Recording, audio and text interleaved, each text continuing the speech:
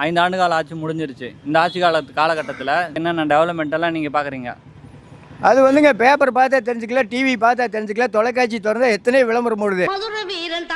இப்போ நம்ம தொகுதியில் 4 முனை போட்டியில் 4 வேட்பாளர்கள் இங்கே நிற்கிறாங்க எம்எல்ஏவா வரக்கூடிய 2021 சட்டமன்ற தேர்தலில். ஓகேங்களா? நாம் தமிழர் சார்பாக கார்மேகன் அவர்கள் நிற்கிறார். அவர் பற்றி உங்கள் கருத்து என்ன? அவர் நிற்கலைங்க. அவர் வந்து 234 தொகுதி சீமான். அதாவது சீமான் வந்து விவசாய சின்னத்தில் நிற்கிறாரு. 234 தொகுதியில நிற்கிறாரு.